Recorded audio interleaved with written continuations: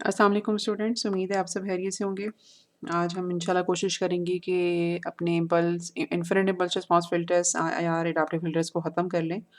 और अगर हमारे पास कुछ टाइम बचता है एंड पे तो नॉन लीनियर एडाप्टिव फ़िल्टर्स को थोड़ा-सा टच कर लें। थोड़ा-सा देख लें कि वो क्या होते हैं, उनकी ज़रूरत हमें क्यों होती है, ताकि फिर अगले लेक्चर में हम स्ट्रेट अवे एक जो नॉन लीनियर एडाप्टिव फ़िल्टर्स को इम्प्लीमेंट करने की जो टेक्निक है उससे शुरू करें। अच्छा जी, हम लोग आईआईआर एडाप्टिव फ़िल्टर्स में जो लास्ट टाइम टॉपिक पढ़ रहे थे that was pertaining to output error, और उसमें हम लोगों ने 3 एल्गोरिदम्स पढ़ने थे, ठीक है? एक जिसमें से पहला था फुल ग्रेडिएंट एलएमएस, ठीक है? ये हम लोग कर चुके थे। तो हम लोगों ने इसके बाद जो आज इंशाल्लाह जहाँ से शुरू करना है दैट इज़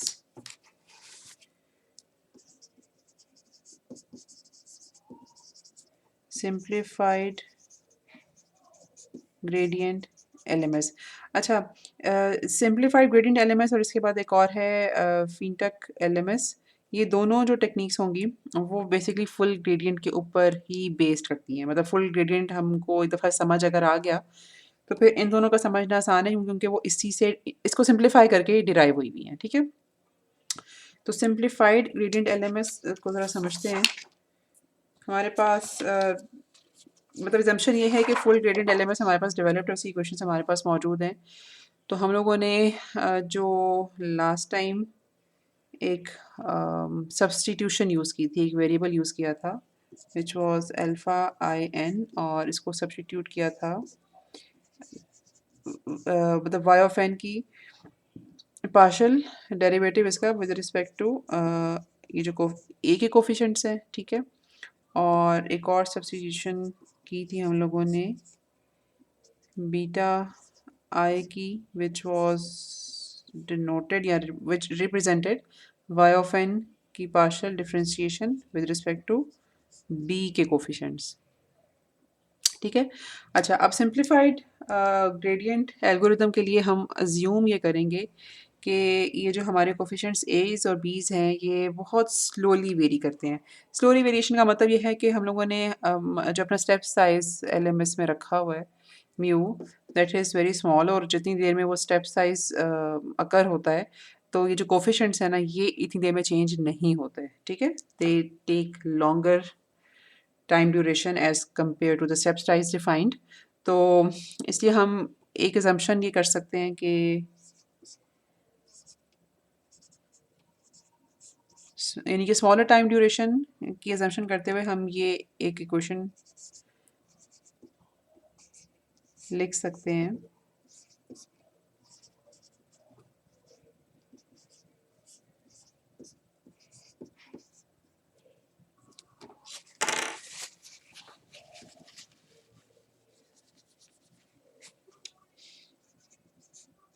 यानी कि एक स्टेप साइज़ के दौरान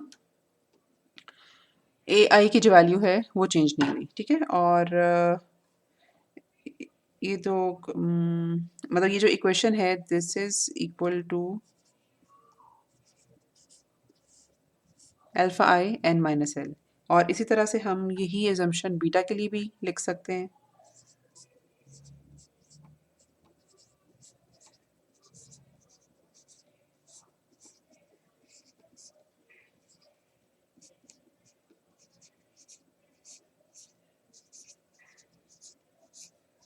और इसको हम नाम देंगे बीटा एन माइनस एल, ठीक है?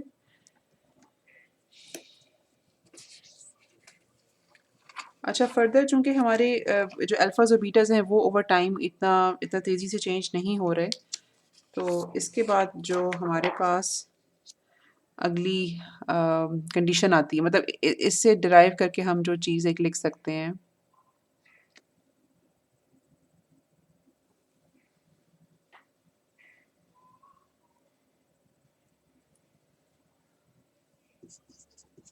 दैट इज़ कि जो हमारे जो कोफिशिएंट्स हैं फीडबैक फिल्टर के वो भी बहुत फ्रीक्वेंटली या बहुत तेज़ी से चेंज नहीं होते।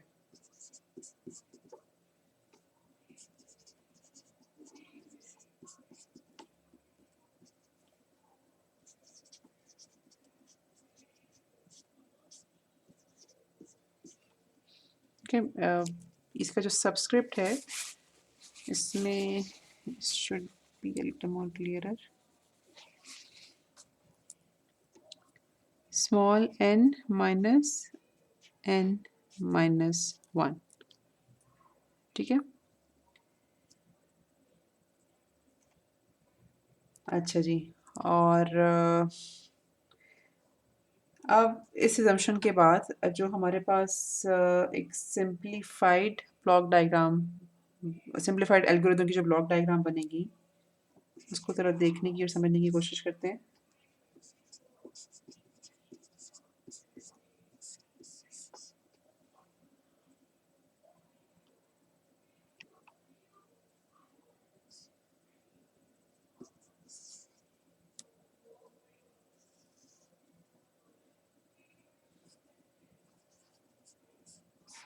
आउटपुट का डिलेड वर्जन फीडबैक पाथ से होकर यहाँ पे जाएगा। यहाँ पे जो हमें आउटपुट मिलेगी उसको हम मतलब वाई ऑफ एन कहेंगे, ठीक है। और फर्दर एक समय में जाएगा जिसमें जो दूसरी इनपुट है वो डी ऑफ एन है, और इस समर कह लो या डिफरेंस आप कह लो, इसकी जो आउटपुट है दैट इज एरर, और ये जो एरर है फिर ये डिराइव करता है हमारा एलएमएस एल्गोरिथम। अच्छा जी, इनपुट को हम फिर फर्दर देते हैं, थोड़ा सा हमें स्पेस यहाँ पे चाहिए एलएमएस एल्गोरिथम बनाने के लिए, तो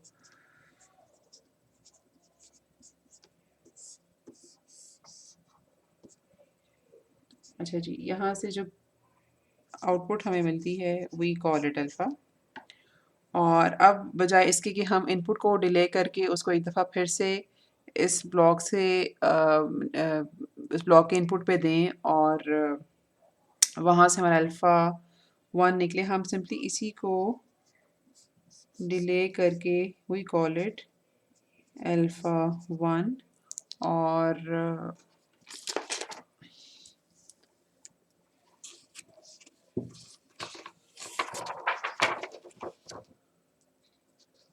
अच्छा जी, हम इसके बाद इसको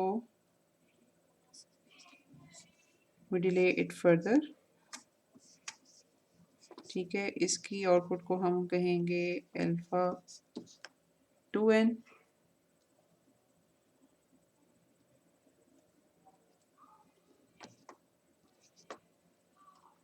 ठीक है।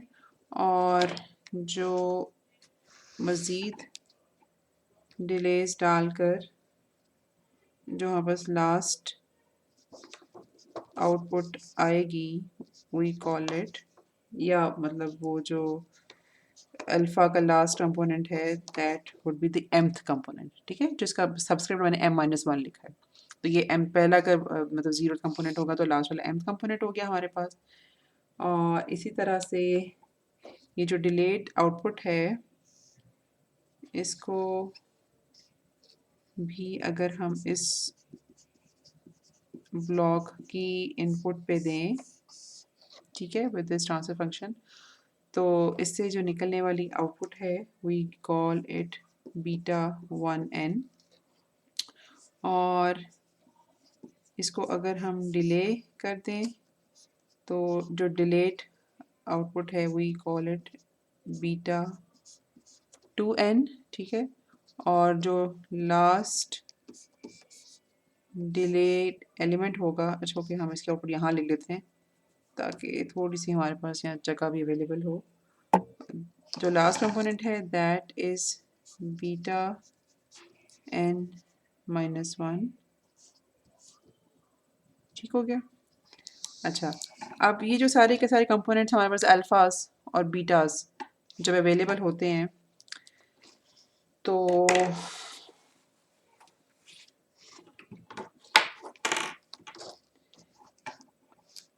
उसके बाद हम एक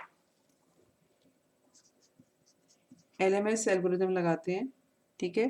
प्रॉब्ली लास्ट टाइम हम लोगों ने दोनों के लिए अलग अलग लगाया था, लेकिन अभी मैं जगह की कमी की वजह से मतलब LMS A's और B's के लिए दोनों मैं यहाँ पे लगा रही हूँ। इसको हमारे पास जो सारे के सारे अल्फ़ास और ऑल बीटास इसको इसके इनपुट पे दिए जाते हैं, प्लस इसकी इनपुट पे ये वाला जो एरर सिग्नल है ये यहाँ पे दिया जाएगा, ठीक है। ये सारे अल्फाज ये सारे बीटास ये इसकी इनपुट पे जाएंगे, ठीक है। और इस ब्लॉक की जो आउटपुट होगी that will be used to update the coefficients of this filter as well as this filter।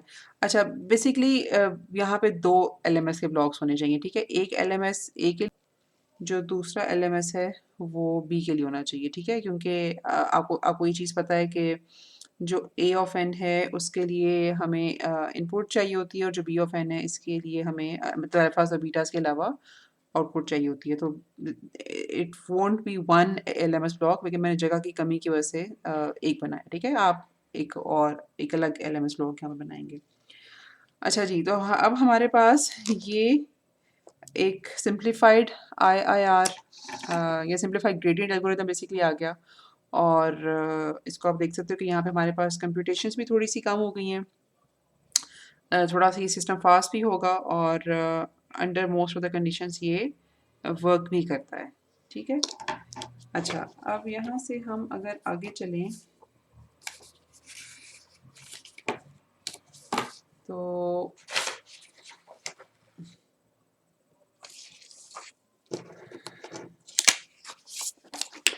एक और हमारे पास एल्गोरिदम है which is even simpler than simplified gradient LMS, ठीक है। वी कॉल इट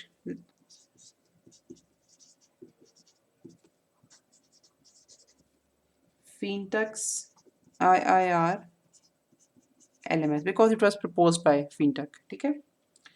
अच्छा, ही प्रपोज्ड कि बेसिकली हमारे पास जो सारी की सारी पास्ट आउटपुट की डेरिवेटिव्स हैं with respect to current weights they are zero, ठीक है। तो इसलिए जो इक्वेशन उसने प्रपोज की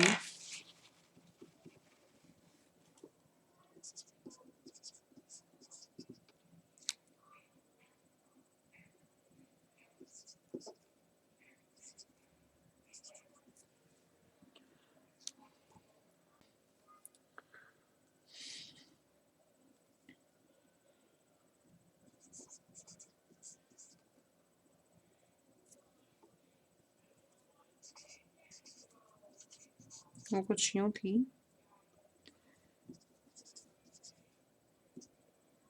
So,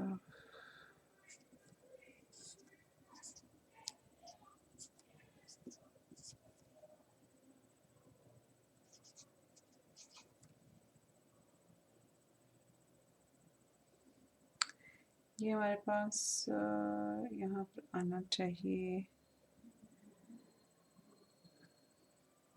n-1।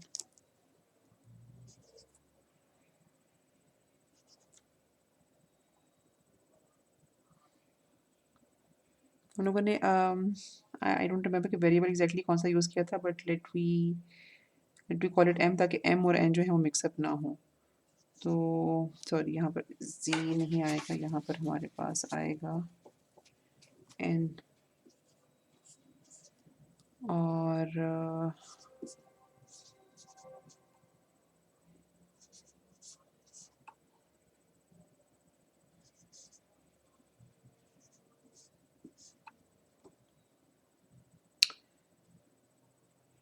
अच्छा जी, अच्छा ये जो ओके, पहले हम उस बीटा की भी क्वेश्चन लिख लेते हैं और फिर हम इकट्ठे एजम्पशन यूज़ करेंगे।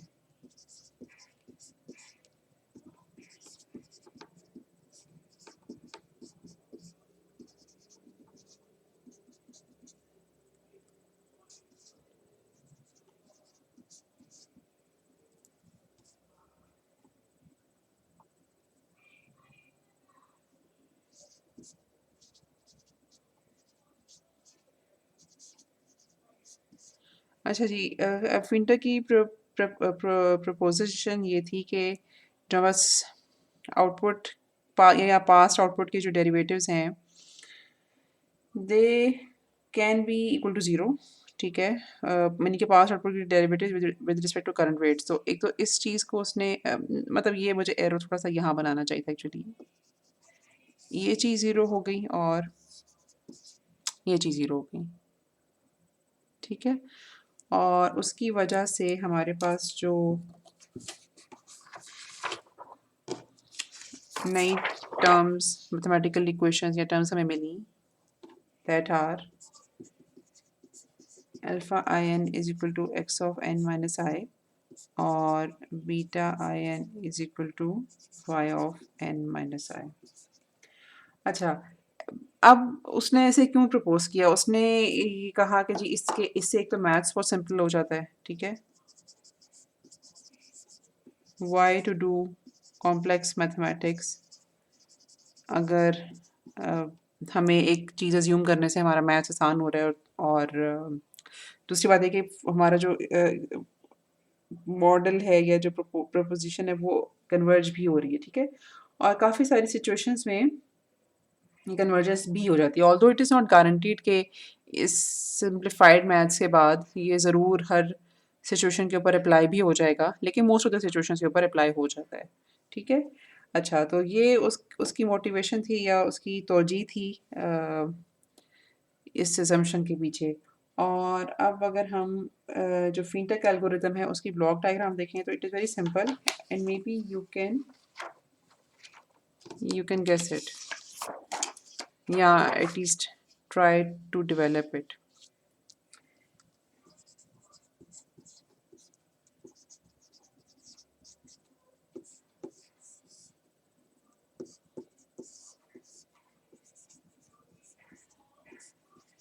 ये आ गई हमारे पास डिलेड आउटपुट, ये फीडबैक में एक हमारे पास आ गया ब्लॉक और Y N is subtracted from desired output to get error so that this error can further adapt the coefficients of these two filters. ठीक है, अच्छा अब इस assumption के बाद जो फिनटेक ने अप्लाई किया basically this becomes alpha not an और इसका जो पहले डिले के बाद ये बन एन और इसी तरह से हम यहाँ पे अप्लाई कर सकते हैं m delay elements so that we get all these alphas. ठीक है, और इसी तरह से और डिलेड आउटपुट को हम मतलब बिल्कुल इसका जो पहला एलिमेंट होगा without applying any delay we call it beta one N, after delaying it after delaying ये मतलब एक यूनिट का डिले करने के बाद इस we call it beta two N और ये लास्ट डिले एलिमेंट है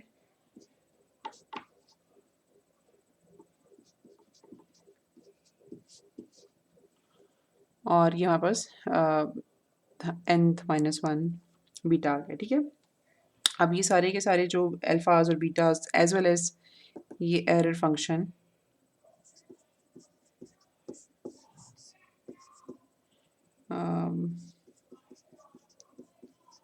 LMS A LMS B यहाँ पे सारे अल्फाज जाएंगे, यहाँ पर एरर फंक्शन भी जाएगा और ये इसका ये जो एल्गोरिथम है it will be adopting coefficients of this filter. इसी तरह से LMS B में सारे बीटास जाएंगे, इसकी इनपुट पे एरर सिग्नल में जाएगा and output of this LMS algorithm will be used to adapt the coefficients of this filter B and Z. तो ये एक बड़ा सिंप्लीफाइड किस्म का एल्गोरिथम है और यूजली 10 to 20 पोल्स के साथ ये जो फिनटेक एल्गोरिथम है ये बेसिकली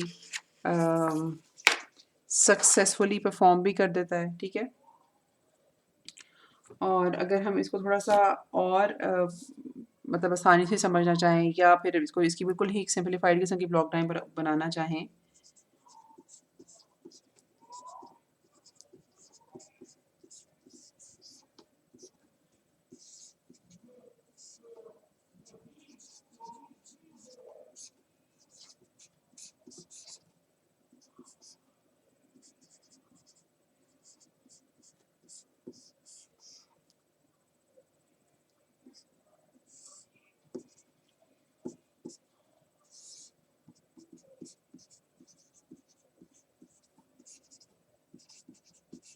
ये तो हमारा मतलब बेसिक स्ट्रक्चर हो गया ना, यहाँ तक तो हमें हर एल्गोरिदम की जो ब्लॉक डायग्राम उसको यहाँ तक तो रिप्रेजेंट करना पड़ता है, ठीक है।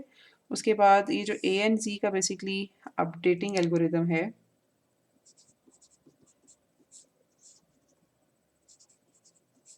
मतलब एल एम एस के हिसाब से हम इसे अपडेट कर रहे हैं।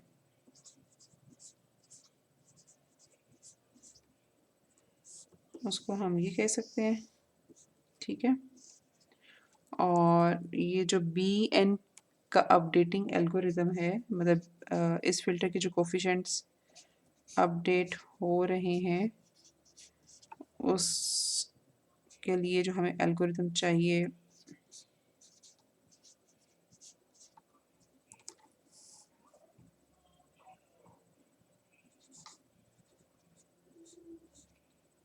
-1, ठीक है। B of N -1 equals to B of N plus 2 E of N और वाई ऑफ n-1, ठीक है। और ये अपडेट करता है इस फिल्टर को, ठीक है। तो ये एक फिल्टर की सिंप्लीफाइड किस्म की या सिंपलेस्ट पॉसिबल ब्लॉक डायग्राम इस तरह से हम लिख रिप्रेजेंट कर सकते हैं। अच्छा जी, अब इन तीनों मेथड का हम ज़रा कंपैरिजन कर लें।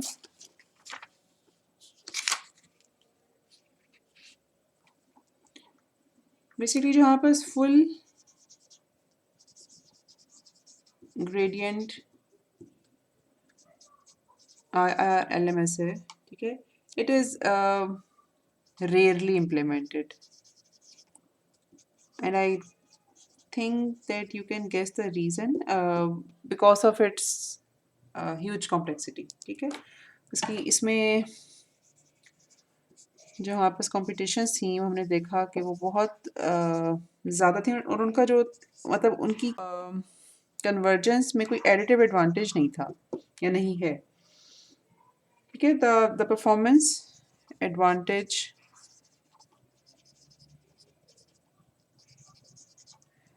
given that high level of computation is minimal, ठीक है। अच्छा, और जो हमारे पास सिंप्लीफाइड ग्रेडियंट एल्गोरिदम है, IIRLMS, अच्छा मैं इस तरह से लिखूंगी जस्ट टू शो कि it is also not very much implemented, ठीक है। इसकी भी कंप्यूटेशन इसके मुकाबले में तो कम है, लेकिन स्टिल इसमें भी कुछ कंप्यूटेशन इन्वॉल्व हो जाती हैं, और वो जो इन कंप्यूटेशंस हैं उसका भी हमें कोई ख़ास फ़ायदा नहीं, कि परफॉर्मेंस में कुछ इतना ख़ास इम्प्रूवमेंट नहीं आती जितनी ज़्यादा हम कंप्यूटेशंस पे खपत कर देते हैं, ठीक है। और सरप्राइजिंगली ये जो फिनटेक्स एल्गोरिदम है, it is preferred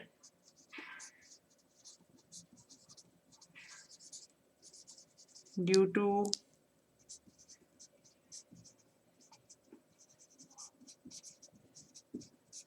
it's simplicity, ठीक है, एंड कन्वर्जेंस। अच्छा, देयर आर फ्यू सिचुएशंस, क्योंकि हम लोगों ने जब हम ये कहते हैं ना कि ये कन्वर्ज कर जाता है, तो it does not converge in every situation. तो हमें एक तो है इधर ये स्पेसिफाई करना चाहिए कि it may not converge in every situation. अच्छा, अब वो सारी सिचुएशंस जहाँ पे फिनटेक का एल्गोरिथम कन्वर्ज नहीं करता, लेकिन फुल ग्रेडिंग मेथड और सिंप्लीफाइड ग्रेडिंग मेथड कन्वर्ज कर जाते हैं, There are the ones where system is model with very high number of order. इसका मतलब ये है कि उसमें जो फीडबैक एलिमेंट्स हैं वो बहुत सारे हैं, ठीक है, और अल्फाज बीटाज बहुत सारे कंप्यूट हो रहे हैं, बहुत सारे पास आउटपुट्स कंसिडर किए जा रहे हैं, और सिस्टम अच्छा खासा कॉम्प्लेक्स है। तो वो ऐसी सिचुएशंस होती हैं जहाँ पर फीटन का एल्गोरिदम तो कन्वर्ज नहीं करेगा, लेकिन अपनी हाई कंप्यूटेशंस की वजह से और बहुत ज़्यादा फीडबैक एलिमेंट्स की वजह से, फीडबैक लेवल्स की वजह से फुल ग्रेडियंट या सिंप्लीफाइड ग्रेडियंट जो है वो कन्वर्ज कर जाएंगे, ठीक है। अच्छा, इसमें ये जो हमारे पास आई आई आर फिल्टर्स होते हैं ना, इसमें एक चीज़ मैंने एक आध दफ़ा पहले भी जिक्र किया है, लेकिन हमें इसके लिए जो चीज़ करनी पड़ती है थ्रू आउट, दैट इज़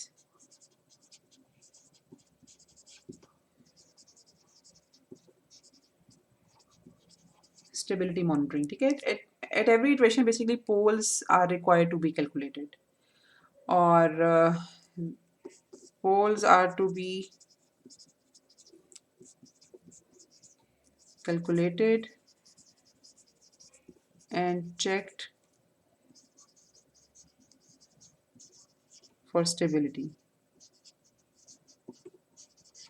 ठीक है, whether they lie inside the circle or not। अच्छा, अगर हमारे पास ये मसला हो कि वो सिस्टम को अनस्टेबल बनाएं और वो यूनिट सर्कल से बाहर चले जाएं, then that adaptation process to be stopped and restarted, ठीक है। अच्छा, और उसके लिए मैंने शायद आपसे ये भी जिक्र किया था कि पोल्स की चूँकि इंस्टेबिलिटी का जो प्रॉब्लम है वो बिकॉज इट कैन एग्जिस्ट, तो इसको हम यूजुअली स्ट्रक्चर्स के थ्रू कंट्रोल करते हैं, ठीक है। वन वे पॉसिबल कि हम इसको पैरेलल स्ट्रक्चर में इम्प्लीमेंट कर रहे हैं। पैरेलल का मतलब ये होगा कि उसमें बेसिकली हमारे पास टू सेकंड ऑर्डर के जो छोटे छोटे चंक्स बनते हैं। तो जब सेकंड ऑर्डर के चंक्स बनेंगे और हम फ़िल्टर को डिज़ाइन करेंगे, तो उसमें हमें हर सेक्शन को इंडिविजुअली देखना पड़ेगा, और अगर किसी इंडिविजुअल सेक्शन के पोल्स सर्कल से बाहर चले जाते हैं, तो उसमें फिर हमें सिर्फ उसी को रिकैलकुलेट करने की ज़रूरत है। तो इसलिए अगर हम ऑल टुगेदर एक लीनियर किस्म का फ़िल्टर इम्प्लीमेंट करें, तो हमें उसकी बार-बार कैलकुलेशंस करनी पड़ेंगी, ख़ास तौर पे अगर उसके कोएफ़िशिएंट जो हैं वो हम मतलब स्टेबिलिटी मॉनिटरिंग हमें करनी पड़ती है, लेकिन स्ट्रक्चर्स के थ्रू हम इसको ज़रा कंट्रोल अच्छे तरीके से कर सकते हैं। अच्छा, अब यहाँ पर हमारे पास जो ज़्यादातर इस्तेमाल होने वाले मतलब एल्गोरिदम्स हैं वो तो ख़त्म हो गए। अब आपने ये करना है कि इसके अलावा भी जो एल्गोरिदम्स यूज़ होते हैं, मैं 2 एल्गोरिदम्स के नाम लिख रही हूँ, और प्लीज़ लुक इनटू देम, और उनके बारे में थोड़ा-सा समझ के आपने मुझे लिख के देना है। मैं प्रोबेबली इसको एमएस टीम्स पे अपलोड नहीं करूँगी। आपने इसको 6 एग्ज़ाम से पहले सबमिट कराना होगा, ठीक है? एक सवाल मैं अभी आपको लिख के दे रही हूँ, बेसिकली वो 2 टेक्नीक्स हैं जिनके बारे में आपने कुछ थोड़ा-सा समझने की कोशिश करनी है। आईआईआर एडाप्टिव फ़िल्टर की टेक्नीक्स हैं, ठीक है? और कुछ एक एक चीज़ और या एक सवाल और मैं इस लेक्चर के एंड पे, अगर हम नॉन लीनियर एडाप्टिव फ़िल्टर्स करते हैं, तो वो एक चीज़ आपको उस वक़्त बताऊँगी। तो इन 2 सवालों के जवाब आपने ज़रा तलाश करने हैं और एग्ज़ाम से पहले सबमिट कराने हैं, ठीक है?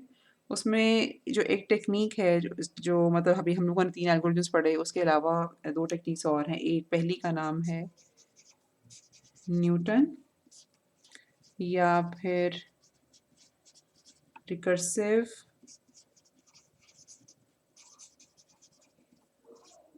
प्रेडिक्शन एरर, और ये आपको बहुत जगह पे मतलब आरपीई के नाम से मिलेगा, Newton slash recursive prediction error, ठीक है। उसके अलावा एक और टेक्निक है सिंप्लीफाइड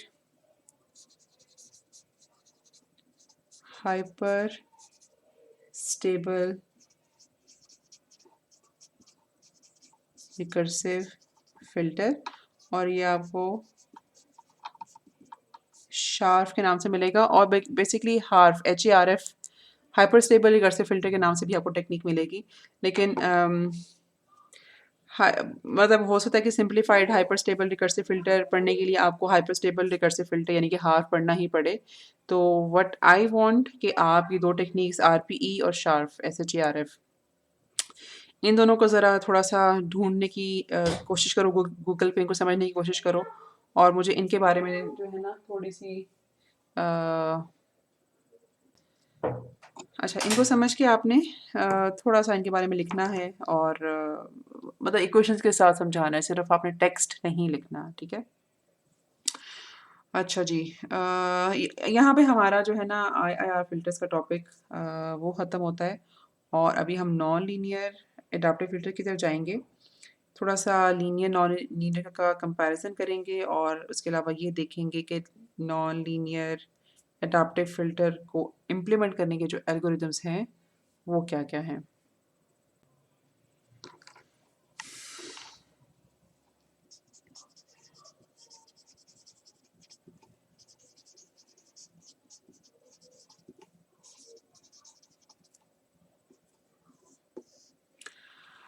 अच्छा जी अब पहले तो हम थोड़ी सी इंट्रोडक्शन देख लें कि हमें नॉन लीनियर एडाप्टिव फिल्टर्स क्या होते हैं, इससे ज़्यादा उनकी ज़रूरत क्यों पड़ती है या वो कौन से सिनेरियोज हैं जहाँ पे non linear adaptive filter basically come into action.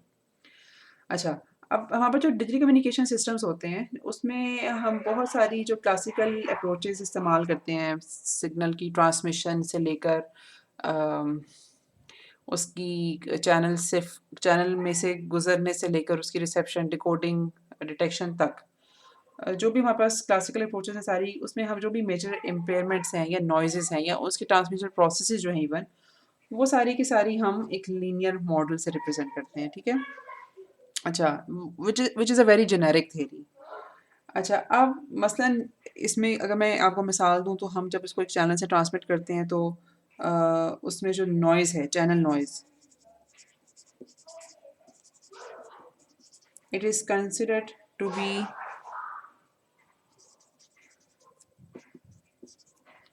Gaussian in nature, ठीक है, and assumed to affect the system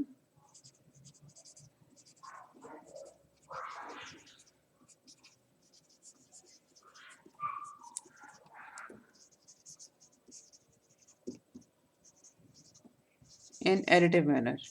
ठीक है, हम हमेशा जो चैनल की नॉइज़ है उसको ऐड करते हैं, ओवरऑल हमारा सिस्टम लीनियर रहता है, ठीक है। उसके अलावा हमारे पास जो इंटरफेरेंसेस हैं मसलन इंटर सिंपल इंटरफेरेंस हो सकती है या को चैनल इंटरफेरेंस हो सकती है, इसको भी हम एडिटिव वे में ही ट्रीट करते हैं। तो हमारे पास ये जो इंटर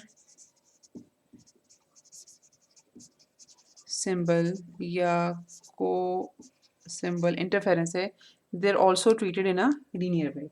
अच्छा लेकिन हमारे पास इवेंचुअली ऐसा नहीं होता कि नॉन लीनियर नॉइजेस एग्जिस्ट ना करती हों, ठीक है।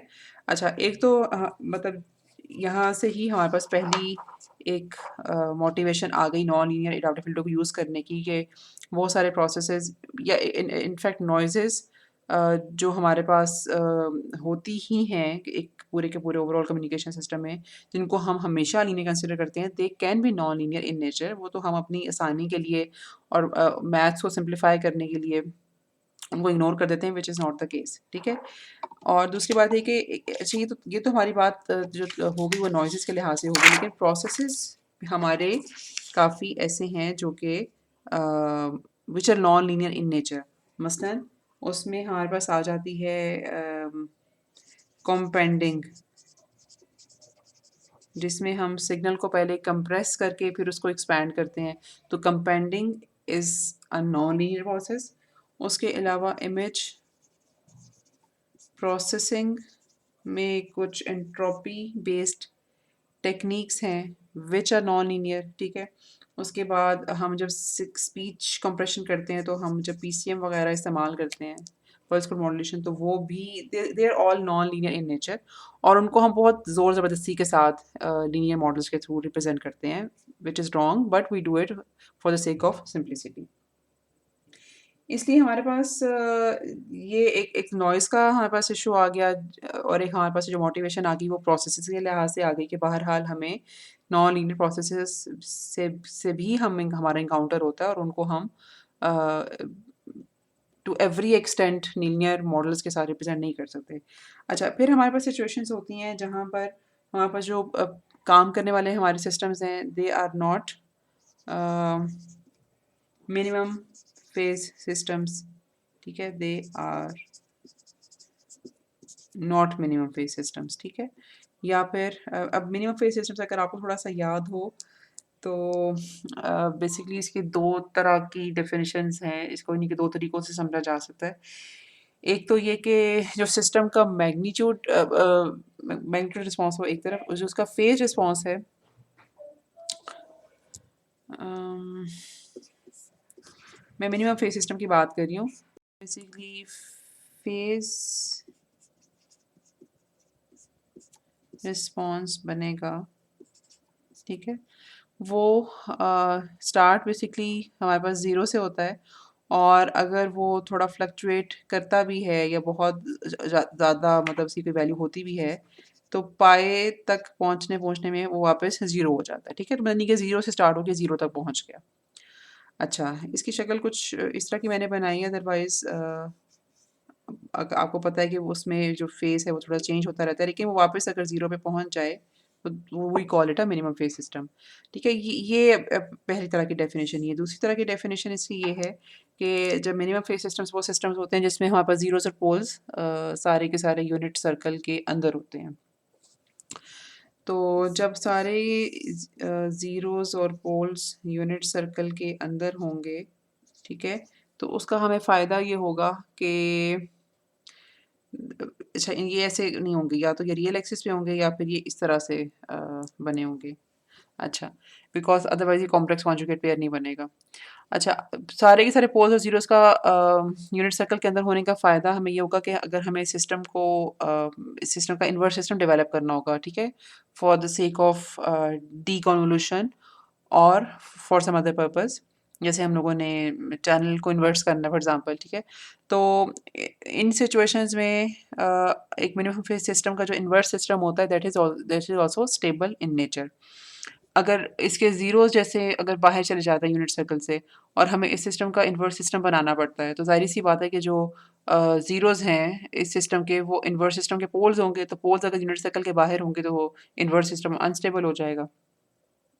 तो इसलिए मिनिमम फेज सिस्टम एक ऐसा सिस्टम होता है जिसमें ज़ीरोज़ और पोल्स सारे के सारे यूनिट सर्कल के अंदर ही होते हैं, और इसका इन्वर्स सिस्टम भी स्टेबल सिस्टम होता है। ये मिनिमम फेज सिस्टम की डेफिनेशन थी। अच्छा, जब हमारे पास underlying systems minimum phase systems नहीं होते, ठीक है, या फिर ओवरऑल एसएनआर्स बहुत कम होती हैं, यानी कि किसी वजह से सिग्नल की को स्ट्रेंथ हम बहुत ज़्यादा नहीं दे सकते, बिकॉज़ ज़्यादा स्ट्रेंथ देने का या ज़्यादा पावर देने का मतलब है कि we are making a costly system, या फिर किसी वजह से नॉइज़ ज़्यादा हो गई है। तो इन दोनों सिचुएशंस में जो हमारे पास बीईआरज़ होती हैं वो बहुत ज़्यादा इफ़ेक्ट करती हैं, ठीक है? क्योंकि मतलब इंस्टेबिलिटी की वजह से या फिर नॉइज़ कम पावर की वजह से जो बीईआरज़ होती हैं वो बहुत अफ़ेक्ट करती हैं। तो फिर अगर हम उस वक़्त किसी तरह से मॉडल कर सकें सिस्टम को एज़ नॉन लीनियर सिस्टम्स, या उन्हें कंट्रोल कर सकें with non linear adaptive filters, तो उनमें मौजूद नॉन लीनियरिटीज़ ईज़िली कंपनसेट हो जाती हैं, ठीक है? और फिर वो उतना बुरा परफ़ॉर्म नहीं करते, या उनमें इतने ज़्यादा मसले नहीं आते एटलीस्ट बीईआर के पॉइंट ऑफ व्यू से, जितने अदरवाइज़ उनको लीनियरली ट्रीट करके आ रहे होते हैं। अच्छा, ये तो नॉन लीनियर एडाप्टिव फ़िल्टर को इस्तेमाल करने की कुछ वजूहात थी, ठीक है? अब अगर हम वैसे ही लीनियर और नॉन लीनियर को थोड़ा सा कंपेयर कर लें, ताकि हमें अम, कुछ हम बता सकेंगे जी नॉन लीनियर एडाप्टिव फ़िल्टर के भी कुछ फ़ायदे भी हैं लीनियर के ऊपर। अच्छा, जो ऑब्वियस एडवांटेज है लीनियर एडाप्टिव फ़िल्टर का वो तो उनकी सिम्प्लिसिटी है, ठीक है?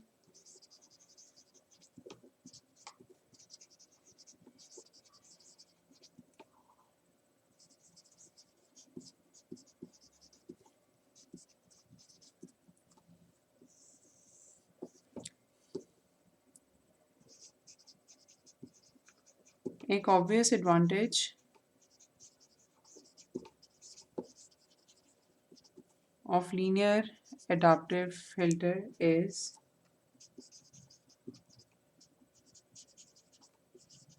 their inherent simplicity. एक तो सिंप्लिसिटी भी है प्लस चूंकि अभी तक हम लोगों ने सारी की सारी लीनियर टेक्निक्स ही पढ़ी हैं, तो आपने थोड़ा सा देखा होगा कि we have got plenty many techniques, उसका जो सिस्टम है वो बहुत मेच्योर है लीनियर एडाप्टिव फिल्टर्स को डेवलप करने का। ठीक है, we have plenty many techniques. अच्छा, लेकिन जो लीनियर फिल्टर्स है ना, they are optimal only in those condition underlying noise या जो सिस्टम की जो प्रोसेसिंग नॉइज है, व्हेन नॉइज इज गॉसियन। आपने देखा होगा कि अभी तक हम लोगों ने जितनी भी एग्जांपल्स की हैं उसमें सब हम हर जगह नॉइज़ को गॉसियन अज्यूम करते हैं और फिर वहाँ से आगे चलते हैं। ठीक है, व्हाट इफ़ कि वो नॉइज़ गॉसियन ना हो, फिर तो हमारे अंडरलाइंग सारी की सारी जो असम्पशंस हैं या कैलकुलेशंस हैं वो वैसे ही उनका कोई फ़ायदा नहीं रहता। लेकिन जब अभी अब तक हम लोगों ने जब भी किसी भी फ़िल्टर को ऑप्टिमल कहा या उसका ऑप्टिमल सॉल्यूशन निकाला, हमेशा ये कहकर या अज्यूम करके निकाला कि हमारे पास नॉइज़ गॉसियन है। अच्छा, अब मैंने आपको बताया था कि linear filtering is not applicable in certain situations.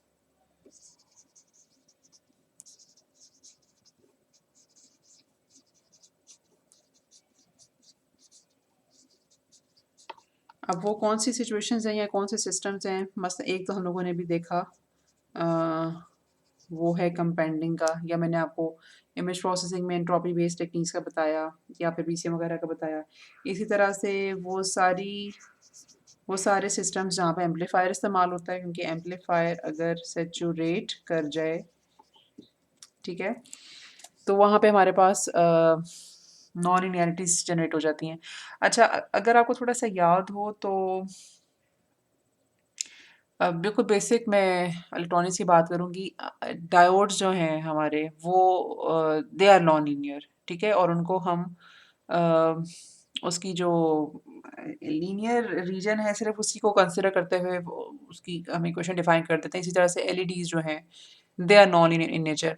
हम एक पॉइंट तक मतलब करंट हम उसमें बढ़ाते रहें तो उसकी जो इंटेंसिटी आउटपुट इंटेंसिटी वो ज़्यादा होती जाती है, लेकिन एक पॉइंट के बाद करंट बढ़ाने से either there is a very small change or the change becomes zero, ठीक है, यानी कि इंटेंसिटी कांस्टेंट हो जाती है। तो this is again a non linear behaviour. तो ऐसी सारी सिचुएशंस में लीनियर फिल्टरिंग या लीनियर प्रोसेस इस्तेमाल नहीं हो सकते। अच्छा, बेंडिंग हो गया, एम्पलीफायर हो गया खासतौर पे जिस वक्त वो सेचुरेशन की कंडीशन में है। फिर हमारे पास बहुत बहुत दफ़ा ऐसा होता है कि कोई मल्टीप्लिकेटिव या फिर अदर नॉन लीनियर इंटरेक्शंस होते हैं सिग्नल के, they can not be presented by any linear operation, ठीक है, या फिर हम बहुत हाई डेटा रेट की बात कर रहे हैं, ठीक है, हाई डेटा रेट में भी जनरली हमारे लीनियर थेरीज एप्लीकेबल नहीं होती। और उसके अलावा हमारे पास जो बायोलॉजिकल सिग्नल्स हैं इनमें भी हमारे पास लीनियर सिस्टम्स या लीनियर थ्योरी अप्लाई नहीं हो सकती, ठीक है। तो बहरहाल हमें नॉन लीनियर फिल्टर्स की या नॉन लीनियर एडाप्टिव फिल्टर्स की बहुत मेटर ज़रूरत है। अच्छा, इन जनरल जो हमारे पास मैं थोड़ा सा आपको ये बता दूं कि जो नॉन लीनियरिटी हमारे पास आती है ना, वो एक चीज़ से ओरिजिनेट होती है, that is called non parametric models या डेटा या नॉन पैरामीट्रिक स्टैटिस्टिक्स। इस चीज़ को मैं थोड़ा सा डिफाइन करना चाहूँगी। इसके कंपैरिजन में यहाँ पर जो दूसरी टेक्निक आती है ना, that is called parametric models, ठीक है। पैरामीट्रिक मॉडल्स का मतलब ये होता है कि हमारे पास जो इनकमिंग डेटा है ना, उसकी हमारे पास कुछ ना कुछ इन्फॉर्मेशन अवेलेबल है। मसलन हमें ये पता है, लेट्स सपोज के उस कि that data is Gaussian in nature, ठीक है, और हमें जब बहुत सारा डेटा इकट्ठा हो जाएगा हमारे पास, तो हमने उसका मीन और उसका मतलब उसकी जो स्टेटिस्टिक्स हैं, पर्टिकुलरली सेकेंड ऑर्डर स्टेटिस्टिक्स, वो कंप्यूट करने हैं। अच्छा, हमारे पास मतलब जो पैरामेट्रिक मॉडल्स या पैरामेट्रिक स्टैटिक्स पैरामेट्रिक डेटा होता है उसमें इधर सम इंफॉर्मेशन इज अवेलेबल, ठीक है।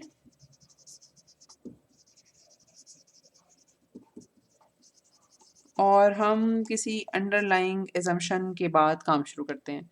हम मसलन हमें डेटा के बारे में इंफॉर्मेशन अवेलेबल होती है या फिर हमें अगर हमने उसकी उसकी रिग्रेशन करनी है, उसकी फिटिंग करनी है किसी मॉडल के ऊपर, तो हमें वो मॉडल पता होगा। मसलन हमें हो सकता है ये इंफॉर्मेशन ऑलरेडी अवेलेबल हो कि जो डेटा हमारे पास आ रहा है उसकी हमने कुछ इस हिसाब से फिटिंग करनी है, ठीक है। तो ज़्यादा से ज़्यादा मतलब फिटिंग डायमेंशनल डेटा है x1 और x2, और हम लोगों ने जो है ना इस मॉडल में फिट करने के बाद ये तीनों कोफिशिएंट्स फाइंड आउट करने हैं। और ज़्यादा से ज़्यादा ये होगा कि अगर डेटा कम ज़्यादा होगा तो ये कोफिशिएंट जो है ये अदलते बदलते रहेंगे, ठीक है। अदरवाइज और इससे ज़्यादा फ़र्क नहीं पड़ेगा। तो हमें डेटा के बारे में या उसको जिस मॉडल को फिट करना है उसके बारे में हमें कुछ ना कुछ इन्फॉर्मेशन या होती है या कुछ असम्पशन हमने की होती है। नॉन पैरामेट्रिक मॉडल्स या डेटा वो सिचुएशन होती है जहाँ पर हमें बिल्कुल किसी किस्म का आइडिया नहीं होता कि डेटा की प्रोबेबिलिटी क्या होगी। मतलब गॉसियन के अलावा भी वो अगर गॉसियन के अलावा कोई और प्रोबेबिलिटी भी फॉलो कर रहा है तो हमें उस डिस्ट्रीब्यूशन के बारे में भी नहीं पता, ठीक है। We totally have no idea, we completely have no idea about the incoming data we are going to deal with, ठीक है। उसके अलावा कुछ प्री नोन या प्री डिफाइंड फंक्शन भी नहीं होता। जैसे मैंने आपको यहाँ पे एग्जांपल दी कि हम इस फंक्शन के ऊपर इस इनकमिंग डेटा को मॉडल कर लेंगे। वो डेटा के लिहाज से तो उसके बाद ऑफ कोर्स फिर मॉडल्स भी ऐसे ही लगाए जाते हैं, ठीक है। डिपेंड कि हमने उस डेटा से करना क्या है। अच्छा, यूजुअली जो नॉन पैरामेट्रिक मेथड्स होते हैं ना या नॉन पैरामेट्रिक मॉडल्स होते हैं वो ऐसे उनकी जो डेटा होता है ना वो आता है हमारे पास दो तरह के वेरिएबल से। एक होते हैं, ये मैं जनरल बता रही हूँ क्योंकि मतलब ये स्टैटिस्टिक्स की टर्म्स है, लेकिन हम फिर इसको यहाँ पे नॉन लीनियर मॉडल्स में अप्लाई कर लेते हैं। नॉमिनल वेरिएबल्स, ठीक है, जैसे कि हमारे पास होता है कि आप किस मुल्क से बिलोंग करते हैं। अब उसमें जो भी दो तीन ऑप्शन हैं या जैसे जेंडर की ऑप्शन है उनमें कोई स्पेसिफिक तरतीब नहीं लिखी जा सकती, ठीक है। तो नॉमिनल वेरिएबल्स इस तरह के वेरिएबल्स होते हैं जिसमें उनकी कुछ दे have two or more categories but it may not have a specific order, ठीक है। लाइक आपकी अभी कंट्री हो गई या जेंडर हो गया या मतलब इस तरह से एसोसिएशन किसी चीज़ के साथ हो गई। अच्छा, उसके अलावा होते हैं हमारे पास ऑर्डिनल वेरिएबल्स। ऑर्डिनल वेरिएबल्स में जैसे कहते हैं ऑर्डर, इसकी भी मतलब कुछ कैटेगरीज लिंक्ड होती हैं, डिफाइंड होती हैं, लेकिन इसके साथ पॉसिबल वैल्यूज़ उनका ऑर्डर भी होता है। मसलन 0 से लेकर 5 तक एक स्केल है, आपको कौन सी चीज़ ज़्यादा पसंद है, आप उसको 0 से लेकर 5 तक नंबर दें, तो वहाँ पर हमारे पास ऑर्डर आ गया। तो जो इस तरह के वेरिएबल से जनरेट होने वाला डेटा है we call it non parametric data, और उसके ऊपर जो फिर मेथड्स लगते हैं they are non parametric in nature, ठीक है। और हमारे पास यूजुअली अब ये जो है ना कैटेगरी, मैंने ये सारी डिटेल्स के पैरामेट्रिक मॉडल्स क्या होते हैं या बेसिकली नॉन पैरामेट्रिक मॉडल्स क्या होते हैं वो आपको मैंने इसलिए बताया कि ये जो हमारे पास नॉन लीनियर सिस्टम्स होते हैं तो नॉन लीनियर सिस्टम्स में जो नॉन लीनियर सिग्नल्स या डेटा होगा वी राइट इट अंडर या we categorize it under a non parametric model या नॉन पैरामेट्रिक मेथड उसके ऊपर अप्लाई होता है, ठीक है। तो अब हम लोगों ने जब ये डिक्लेयर कर दिया कि जब नॉन लीनियर हमारे पास सिस्टम्स हैं या नॉन लीनियर हमारे पास डेटा है वो नॉन पैरामेट्रिक मॉडल के अंदर या नॉन पैरामेट्रिक की कैटेगरी के अंदर डिफाइन होगा, तो उसके बाद फिर हम उसके ऊपर वो वाले मेथड्स लगाएंगे जो कि इस तरह के डेटा को डील करने के लिए इस्तेमाल होते हैं। और उनमें से जो एक मेथड जिसको प्रॉब्ली आज हम थोड़ा सा टच कर लें शायद, दैट इज़ वोल्टेरा सीरीज, ठीक है। ये नॉन पैरामेट्रिक डेटा के ऊपर अप्लाई होती है। अच्छा जी, अब वोल्टेरा सीरीज़ को थोड़ा सा हमने कहने देखना कि क्या होती है। बेसिकली बिल्कुल थोड़े से लफ्ज़ों में ये नॉन लीनियर सिग्नल्स के ऊपर अप्लाई होती है, ठीक है। अब हमारे पास जो लीनियर सिस्टम होता है ना वो उसको यूजुअली हम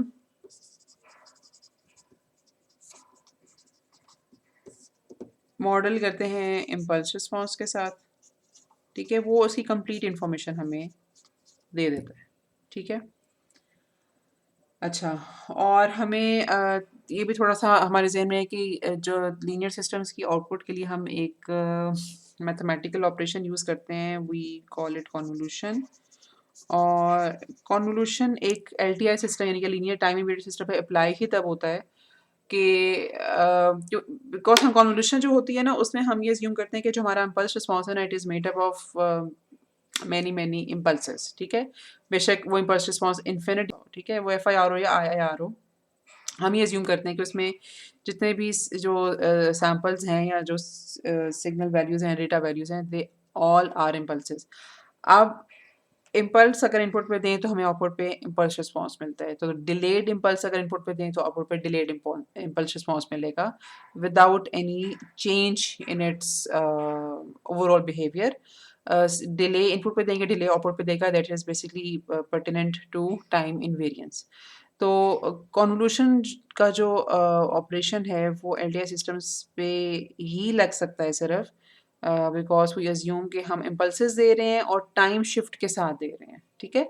तो हम we know output for one impulse and we know output for delayed impulse, ठीक है। तो हमने जब बहुत सारी इम्पल्सेस आउटपुट पे दी, तो अगर हमें मतलब इम्पल्स का की आउटपुट पता है तो हम उन सारी की सारी इम्पल्सेस से मिलने वाले आउटपुट्स को अगर हम सम अप कर लें तो हम सिस्टम की आउटपुट निकाल सकते हैं, ठीक है। तो ये सारी की सारी थ्योरी जो है ये लीनियर सिस्टम के साथ अटैच्ड है या कॉन्वोल्यूशन के प्रोसेस के साथ अटैच्ड है। अच्छा, लेकिन जो हमारे पास होता है नॉन लीनियर सिस्टम, उसमें हम एक सिंपल मतलब जो कॉन्वोल्यूशन का की सिंप्लीफाइड इक्वेशन है दैट इज नॉट एप्लीकेबल, ठीक है।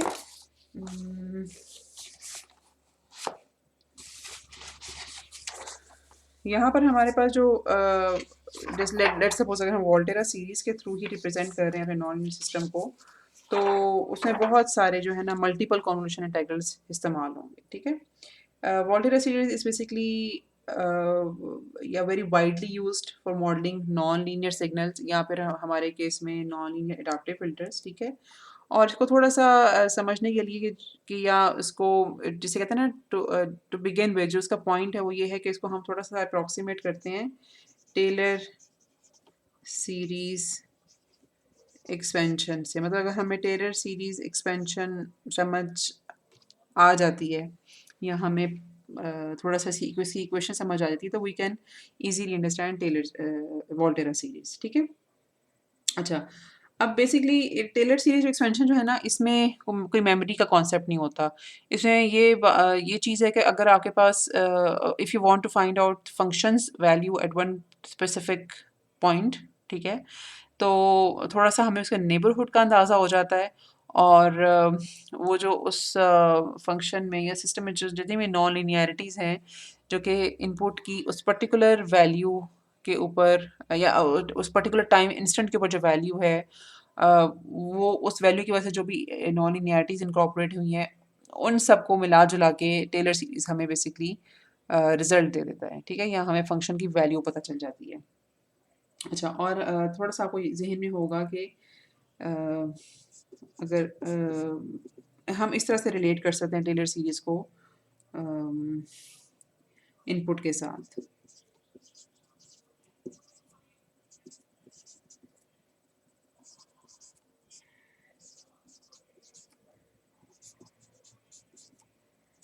देखिए, ये डिफरेंशिएशन करने के बाद we compute it at a particular point या पर्टिकुलर वैल्यू, और उसके साथ फिर हम एल्थ ऑर्डर पावर भी मल्टीप्लाई करते हैं। तो बेसिकली ये जो टेलर सीरीज अगर हम एक्सपैंड करें तो we get lots of non linear terms, ठीक है। प्रैक्टिकली तो हम इन्फिनिट टर्म्स लेते हैं, इन्फिनिट नॉन लीनियर टर्म्स लेते हैं, और हमें थोड़ा सा उसका ज़रा नेबरहुड का अंदाज़ा हो जाता है फंक्शन के। और उस फंक्शन के ऊपर मतलब इनपुट की अगर ये वाली वैल्यू अप्लाई हो तो वो कौन से नॉन लीनियरिटीज़ के साथ मिलकर उस फंक्शन को एक वैल्यू देगी, ठीक है, ये इनपुट की ये वैल्यू मतलब फंक्शन की कौन सी वैल्यू जनरेट करेगी अपनी इन तमाम नॉन लीनियरिटीज़ की वजह से। तो ये टेलर सीरीज एक्सपेंशन है, ठीक है। अब वोल्टेरा यहीं से डिराइव हुई भी है, या यहाँ से डिराइव एक्चुअली नहीं हुई भी, लेकिन इसी तरह की है। वो भी हमारे पास इनपुट की किसी वैल्यू के ऊपर हम उसको बाकी नॉन लिनियरिटीज़ को मॉडल करते हैं, लेकिन उसमें जो सिचुएशन है वो ये है कि इनपुट सिर्फ एक पॉइंट के ऊपर कंसिडर नहीं होती, बिकॉज सिस्टम में मेमोरी भी है। तो इनपुट को मुख्तलिफ टाइम इंस्टेंट्स के ऊपर हमें देखना पड़ता है, ठीक है। एट पास टाइम ड्यूरेशन जो आउटपुट इनपुट की एप्लीकेशन है हमें वो भी कंसिडर करनी पड़ती है। अच्छा जी, और जो मैथमेटिकल इक्वेशन है वोल्टेरा सीरीज की है, it has basically infinite sum of multi dimensional convolution integrals. अच्छा, अब मैं थोड़ा सा ना इसको आपको बताने की कोशिश करती हूँ कि इसमें इसको हम लिखेंगे कैसे। मसलन अगर हमारे पास एक लीनियर सिस्टम है जो कि मैंने आपसे ज़िक्र किया कि हम उसको कॉन्वोल्यूशन इंटीग्रल के साथ सक्सेसफुली रिप्रेजेंट कर देते हैं या कर सकते हैं, तो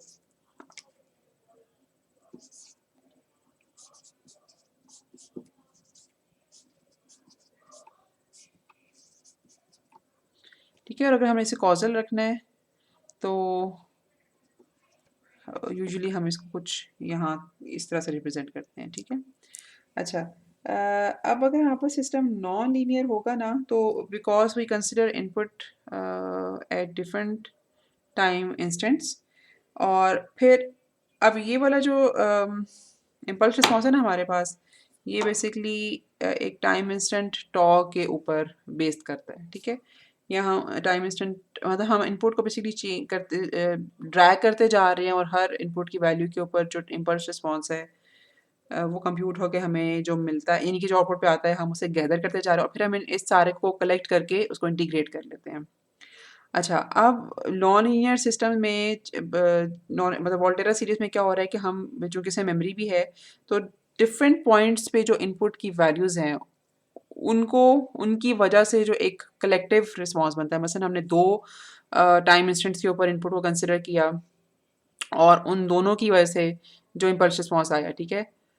उसको ऐड अप किया हम लोगों ने, जो हमारे पास 3 टाइम इंस्टेंट्स के ऊपर या 3 टाइम इंस्टेंट्स के ऊपर इनपुट लगा के हमारे पास जो रिस्पॉन्स आया, इम्पल्स रिस्पॉन्स, उसको हमने शामिल करना। मतलब इस तरह से हम लोगों ने ये नॉन लीनियर टर्म्स हम बढ़ाते जाते हैं। तो ओके, हैविंग सेड दिस, मैं थोड़ी-सी इसी इक्वेशन लिखने की कोशिश करती हूँ कि इसी इक्वेशन को हम एक्सटेंड कैसे करते हैं किसी नॉन लीनियर सिस्टम के लिए। Y of t is equal to, एक तो हमारे पास इसमें यही वाली टर्म आती है, ठीक है। तो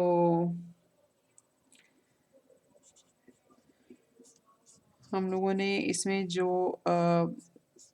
मतलब ये वाला डिले इंट्रोड्यूस किया टॉ वन, और उसकी वजह से जो इम्पल्स रिस्पॉन्स हमारे पास आया, इनको हम लोगों ने इंटीग्रेट कर लिया, ठीक है। उसके बाद हमने चूँकि नॉन लिनियरिटी भी है और इनपुट को और मेमोरी भी है, तो इनपुट कंसिडर हुई 2 डिफरेंट टाइम इंस्टेंट्स पे, ठीक है। और इसकी वजह से हमारे पास ये 2 इम्पल्स रिस्पॉन्सेज आए, ठीक है। ये बेसिकली हम कह सकते हैं कि x of t is getting multiplied with x of T, ठीक है। ये बेसिकली एक्स ऑफ टी का स्क्वायर है before it enters into a system. अच्छा, लेकिन मेमोरी की वजह से अब एक्स ऑफ टी का जो हर पॉइंट है वो एक्स ऑफ दूसरे एक्स ऑफ टी के हर पॉइंट से मल्टीप्लाई होगा। This is not point two point multiplication. अच्छा, इसको मैं जो मैंने बात अभी कही ना, मैं पहले चाहूँगी कि मैं उसको एक्सप्लेन करूँ। मसलन हम यहाँ पर लिखते हैं ना, जब एक्स टी का स्क्वायर, तो हम अज्यूम ये करते हैं कि अगर एक्स टी का ग्राफ कुछ इस तरह से है, या कोई, चलो हम इसको एक सिंपल सिग्नल कंसिडर कर लेते हैं। ये अगर एक्स टी का ग्राफ है, तो एक्स टी स्क्वायर का मतलब ये है कि जो हर पॉइंट है उसका हमने स्क्वायर कंप्यूट कर लिया, ठीक है। तो मतलब आप अंदाज़ा कर सकते हो कि ये नेगेटिव साइकिल क्लिप होके हमें एक एक्स का स्क्वायर किस तरह से मिलेगा। लेकिन ये मेमोरी लेस सिस्टम्स में होता है। जो सिस्टम्स विद मेमोरी होते हैं उसमें ये होता है कि बेसिकली इनपुट की एक्स ऑफ टी की हर वैल्यू मतलब एक्स हम लोगों ने इसको एक्स ऑफ ज़ीरो जब लिया तो एक्स ऑफ ज़ीरो को हर वैल्यू से मल्टीप्लाई करेंगे प्लस अब चूंकि ये वैसे तो कंटिन्यूस टाइम सिस्टम है तो यहाँ मैं एक्स ऑफ वन तो नहीं लिख सकती लेकिन मतलब रियल नंबर के बाद ज़ीरो के फ़ौरन बाद जो नंबर आएगा एक्स ऑफ वन लिया और वो हर एक्स की वैल्यू से मल्टीप्लाई हुआ, ठीक है। डिस्क्रीट में कि आपको बता देती हूँ कि जब हम मेमोरी विद मेमोरी सिस्टम्स की बात करें तो उसका बेसिकली मतलब ये होता है कि x of n into x of N plus x of n into x of N minus one such that x of we get a product between these two values. उसके बाद x of n minus one multiplied by x of n minus one plus x of n minus वन into x of n minus two, ठीक है, plus so on. अब ये process से चलते जाएंगे जहाँ तक कि हमें जो आखिरी सम मिलेगा वो ये होगा, ठीक है। तो मतलब जो सिस्टम्स विद मेमोरी होते हैं उसमें जो मल्टीप्लिकेशन या एक्स ऑफ एन का स्क्वायर है वो कुछ इस किस्म का होता है। अच्छा, तो उसकी वजह से अब इसी को हम लोगों ने अगर कंटिन्यूस टाइम में रिप्रेजेंट करें तो वो कुछ हमारे पास मतलब ये चीज़ बनेगी, ठीक है। कुछ सिस्टम से भी उसे गुजारना है, वो सिग्नल खुद भी स्क्वायर हो रहा है, मतलब उसमें नॉन लीनियरिटी का एलिमेंट है। अच्छा, अब जब इसके बाद एक और नॉन लीनियर टर्म आई मतलब क्यूबिक टर्म आई तो उसमें हम t minus t1 x of t minus t2 x of t minus tau 3 और यहाँ पर हमारे पास इन टाइम इंस्टेंट्स के लिहाज से इम्पल्स रिस्पॉन्स के फंक्शंस आ गए, ठीक है। और फिर यहाँ पे हमारे पास D tau one, D tau two और डी टॉ थ्री, ठीक है। थोड़ा सा मैसी हो गया लेकिन ये हमारे पास यानी कि जो तीसरी नॉन लीनियर टर्म है ये मतलब पहली, ये दूसरी स्क्वायर के साथ, ये तीसरी क्यूब के साथ T minus tau one, T minus tau two, T minus tau three और tau one tau two tau three के साथ इम्पल्स रिस्पॉन्सेज और साथ ही उनके वेरिएबल्स आ गए। अच्छा, और ये इसको हम माइनस इन्फिनिटी से लेट सपोज के टी तक वेरी कर रहे हैं। अच्छा, यहाँ पे फिर अब इंटीग्रेशन भी सारी सी बात है कि तीन होंगी और यहाँ पर हमारे पास इंटीग्रेशंस भी दो होंगी। अब आप अज्यूम कर सकते हो कि अगर मैंने फोर्थ टर्म जब लिखनी है तो वो किस तरह की होगी। तो इस तरह से हमारे पास इन्फिनिट टर्म्स बेसिकली आती हैं अगर हम एक non linear system with memory की बात करें तो। अच्छा, यही मतलब वोल्टेरा की भी बेसिकली डेफिनेशन यही है। अब इसमें फर्दर जो एक चीज़ होती है वो ये कि ये जो हमारे पास कोफिशेंट्स है ना, ये वाले, मतलब मैं इसको दो के लिए आपको लिख के बताती हूँ। इसको हम इस तरह से लिखते हैं, ठीक है। तो जो हमारे पास इक्वेशन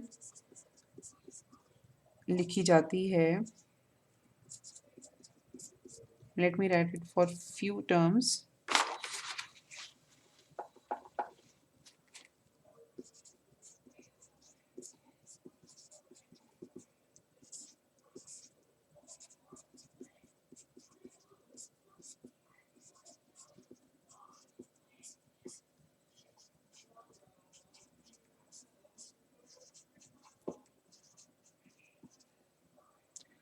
ठीक है, और इससे आगे आप एक्सटेंड कर सकते हो, ठीक है। जो तीसरी नॉन टर्म है वो h of tau one tau two और टॉ थ्री की बन जाएगी। अच्छा, ये जो हमारे पास ये वाली चीज़ें आ रही हैं ना, मसलन अगर मैं इसको इस तरह से लिखूं तो इनको हम कहते हैं nth ऑर्डर वोल्टेरा कर्नल्स, ठीक है।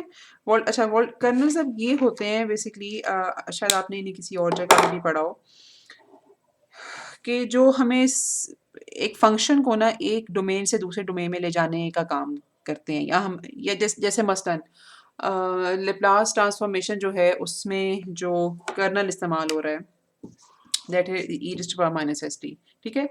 इस कर्नल की एप्लीकेशन से जो हमारे पास एक पूरी की पूरा डिफरेंशियल प्रोसेस है, या अगर हमारे पास एक इंटेरो डिफरेंशियल इक्वेशन है that is converted into a polynomial equation, ठीक है। जब हम जब लैप्लास अप्लाई करते हैं तो हम कहते हैं कि डिफरेंशियल इक्वेशन पे लैप्लास अप्लाई करते हैं तो हमारे पास एक पॉलिनोमियल, मतलब अगर सेकंड ऑर्डर डिफरेंशियल इक्वेशन है तो वो s square plus something something की फॉर्म में कन्वर्ट हो जाती है। तो हम वही after the application of this kernel एक जो फंक्शन है वो ऑल टुगेदर एक डोमेन से उठ के जो है वो दूसरी डोमेन में आ जाता है, ठीक है। तो कर्नल बेसिकली फंक्शन की डोमेन या फंक्शन की स्पेस या फंक्शन की इन्वायरमेंट, उसकी शक्ल सूरत चेंज करने का काम करते हैं, सच दैट कि वो जो उसको एक नई शक्ल देते हैं वो हमारे उसे कंप्यूटेशन करना। तो ये जो हम पर इस तरह के फंक्शंस आते हैं that are basically called nth order Volterra kernel. ये जो मैं आपके सामने बना हुआ है this is a second order Volterra kernel. तो ये वोल्टेरा कर्नल्स हैं, ये हमें सिस्टम्स की नॉन लीनियरिटीज को लिखने में, कंप्यूट करने में दे आर हेल्पफुल। ठीक हो गया। अच्छा, अब इसमें और कौन सी ऐसी बात है जो मैं आपको आज बताऊं? no, I guess we are done with the very basic thing. अब हम लोगों ने, अब बस मैं आपको थोड़ी सी बात ये बता देती हूँ कि हम लोगों ने ये वोल्टेरा सीरीज़ जो है ये शुरू क्यों की थी। जो वोल्टेरा सीरीज़ है ना, वो उसको हम यूज़ करेंगे अपने अडॉप्टिव फ़िल्टर को रिप्रेजेंट करने में या समझने में, and we will call it non linear adaptive filter based on Volterra, या Volterra non linear adaptive filter. तो एक हम लोगों ने थोड़ा सा कॉन्सेप्ट वोल्टेरा का तो ले लिया, अब हम थोड़ा सा इसको डिस्क्रीट टाइम के लिए लिखने की और समझने की कोशिश करेंगे इंशाल्लाह नेक्स्ट लेक्चर में। अच्छा, अब एक सवाल मैंने आपको शुरू में ही बताया था कि आपने आरपीई और एसएचएआरएफ, ये जो दोनों आईआईआर एडाप्टिव फिल्टर्स के आउटपुट एरर के लिए एल्गोरिदम्स है, इनको पढ़ना है। जो दूसरा सवाल है वो ये है कि हमारे पास जो वोल्टेरा सीरीज़ है ना, वो बेसिकली इस्तेमाल होती है नॉन लीनियर सिग्नल्स के लिए, या नॉन लीनियरिटीज़ को, सिस्टम की नॉन लीनियरिटीज़ को रिप्रेजेंट करने के लिए। कुछ और मॉडल्स आपने देखने हैं कि नॉन लीनियरिटीज़ को किस तरह से रिप्रेजेंट करते हैं। मैं आपके सामने एक आध नाम लिख देती हूँ। मसलन आपको एक नाम मिलेगा हैमरस्टाइन का या वीनर का। चले, मैंने आपको दो बता दिए। आप ज़रा थोड़े से मॉडल्स को ढूंढें कि ये कौन से मॉडल्स होते हैं जो सिस्टम की नॉन लीनियरिटीज़ को रिप्रेजेंट करने के लिए इस्तेमाल होते हैं। अगर आपको स्ट्रेट अवे या कुछ ट्राइज के बाद ना मिले तो आप ज़रा पावर एम्पलीफायर की नॉन लीनियरिटीज़ के लिहाज से देखना, क्योंकि वहाँ पर इनकी एप्लीकेशन थोड़ी सी ज़्यादा है। ये थोड़ी सी लेसर मैच्योर्ड फील्ड है, तो यहाँ पे शायद आपको, मतलब इसे अगर एडाप्टिव फिल्टर के लिहाज से देखोगे तो शायद इतना नहीं मिलेगा। लेकिन एक जो अगर नॉन लीनियर टर्म्स के लिए एक टेक्निक है तो वो तो किसी भी जगह पर अप्लाई हो सकती है। तो अच्छा, अगर आपने कुछ थोड़ा सा इन टेक्निक्स को देखना है कि नॉन लीनियर सिस्टम्स या सिग्नल्स के लिए कौन सी टेक्निक्स यूज़ होती हैं अपार्ट फ्रॉम वोल्टेरा, ठीक है। थोड़ा सा इनके बारे में समझ के लिखना है आपने, और फिर आपने ये बताना है, उसके बाद अगली सर्च आपकी थोड़ी सी ये होगी कि क्या इन टेक्निक्स को यूज़ करते हैं। मसलन Hammerstein non linear adaptive filter exist करता है या नहीं, कर या कर सकता है या नहीं। इसी तरह से Wiener non linear adaptive filter exist करता है या नहीं, कर सकता है या नहीं, ठीक है। तो वोल्टेरा के अलावा जो आपको टेक्निक्स मिलेंगी उधर उनके ऊपर देखना कि आपको अडॉप्टिव फिल्टर मिलते हैं या नहीं मिलते, ये थोड़ी सी आप रिसर्च करनी है। और इसका जवाब, ये आपका असाइनमेंट का दूसरा पार्ट होगा, ठीक है। Again apart from those two algorithms जो कि मैंने लेक्चर के दरमियान में बताए थे। सबमिशन है आपकी इंशाल्लाह एग्ज़ाम से पहले, उसके एग्ज़ाम के बाद ना करना। और अब अगली दफ़ा जब हम नेक्स्ट लेक्चर शुरू करेंगे तो उसमें हम hopefully discrete time Volterra series को देखकर फिर एडाप्टिव फ़िल्टर उसके थ्रू इम्प्लीमेंट करने की कोशिश करेंगे, ठीक है। थैंक यू वेरी मच और अल्लाह हाफ़िज़।